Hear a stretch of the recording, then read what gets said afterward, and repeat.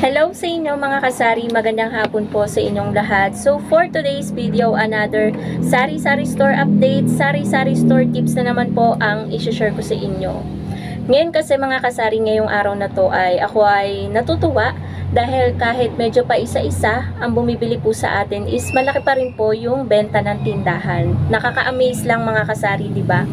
So kanina kasi, ayan, bilang tayo ng bilang, mayat maya may benta tayo. Medyo pandalas lang ginawang highway itong eskinita nung dumaan na magde-deliver na tubig.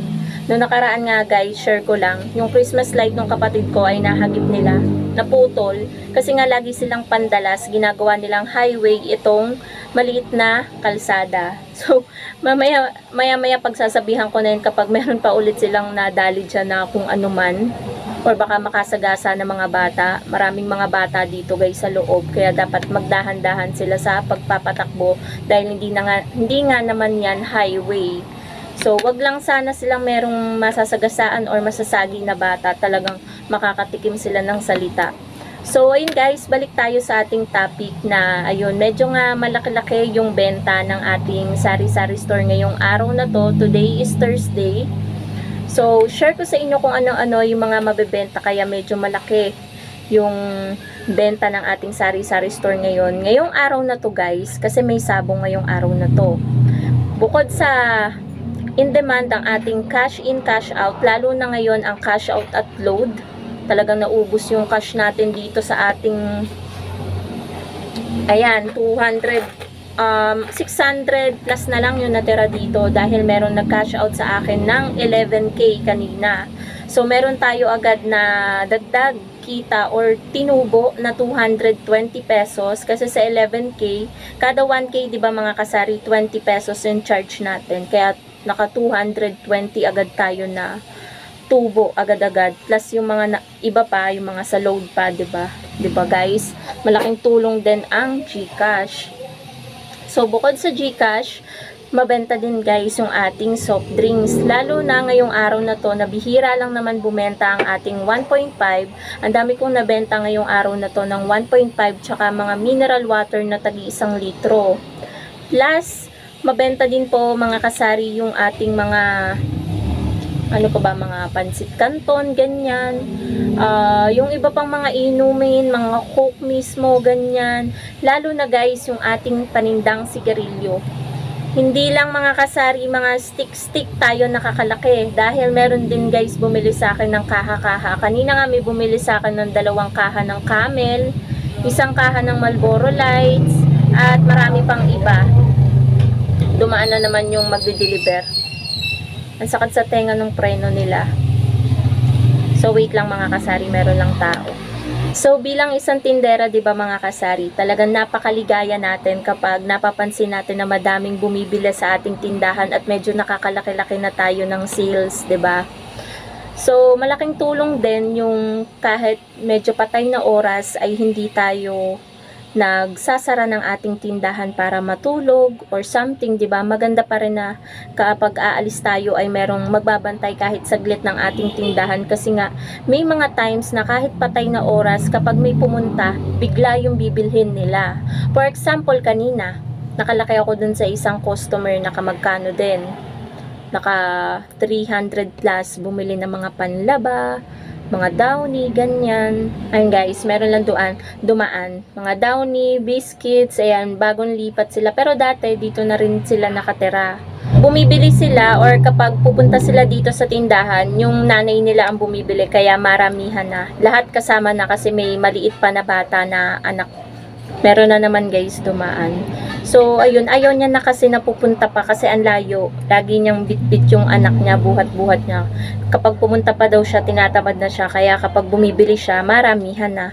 Tapos yung asawa niya mahilig din sa 1.5, ganun. Kapag bumibili talaga yon si ate. Dati na sila dito nakatira pero siguro mga 10 years din silang nawala, tapos bumalik ulit sila. Naging caretaker sila ng isang lupa, ganon. Tapos may bahay na nakatayo. So, yun nga, kapag bumibili, maramihan na, tapos 1.5, mabenta din sa kanila. Kaya, bigla tayong nakakalaki agad ng benta. Minsan, 300 plus, 400 plus. Ganyan yung mga halaga ng pinamimili niya. Tapos, ayun nga, kagandahan din dahil hindi tayo nagko-close, nakakalaki tayo. Tulad ngayong araw na to, kahit pansin ko, ba't parang ano pa ako? Ang dami kong benta. Maya't maya ako kolektan dito sa sales kasi itinatago ko na. Hindi ako nagiiwan ng madaming pera dito sa ating drawer, sa ating cashier. So, ayun, maya't maya may laman. Sabi ko, kahit pala pa isa-isa, basta bukas ang tindahan mo, ay lalaki ang benta. Kaya mahalaga pa rin talaga na hindi tayo mag-close. Ayan, kahit inaantok ako kanina mga kasari, napikit-pikit na lang ako nang nakaupo. Kaya ko din guys nang humihiga kasi nga kapag may biglang bumili, lalo pa isa-isang sigarilyo, masakit lang sa likod. So, ayun, nakakatuwa lang guys. Share ko lang sa inyo nga na medyo malaki-laki yung sales natin ngayong araw. And then, nakakatuwa din yung nag-cash out sa atin kasi bihira lang may mag-cash out sa atin ng 11K. Yun na nga yung pinakamalaking cash out sa akin guys 11K. Kasi nga, hindi masyado ditong yung mga tao, hindi sila malaking mag-cash out. Minsan nga, kalaki-lakihan na 5,000 ganyan. Tapos, cash out, bihira lang mga 1,000 madalas ang kina-cash out, pati cash in.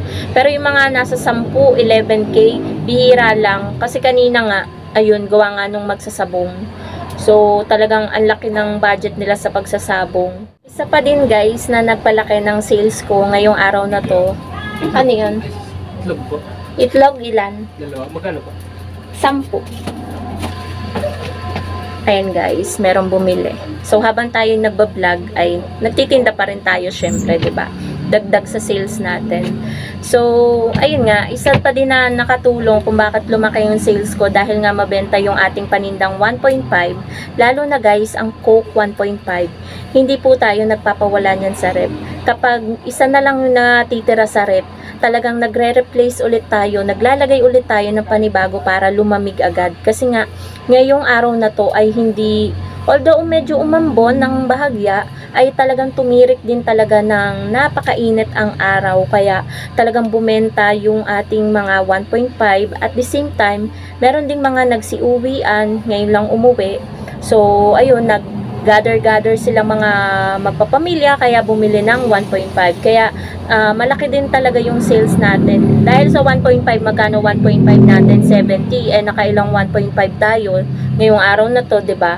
So, kaya nakalaki talaga ng sales natin. Pero hindi yun guys yung pinaka-income natin yung pinaka ano na natin, kita. Iba yung sales, iba yung kita.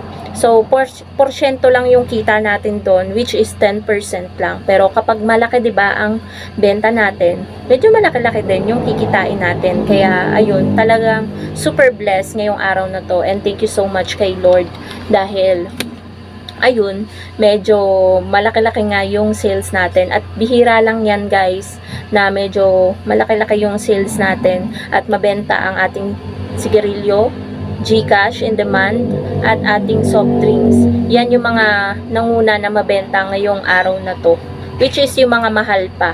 At ang lalaki din nung cash out natin, kaya malaki din yung kinita natin doon sa charge natin sa kanila.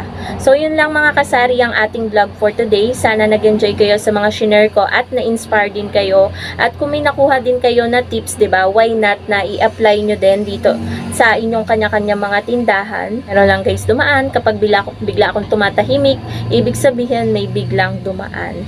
Thank you so much mga kasari for watching. And don't forget to like, comment, share, and subscribe to my YouTube channel. 18.7k subscribers na po tayo lahat-lahat. And going 18.8k subscribers. Thank you so much po. Patuloy pa lumalaki ang ating pamilya. Happy selling po sa inyong lahat. And God bless po mga kasari. Bye guys!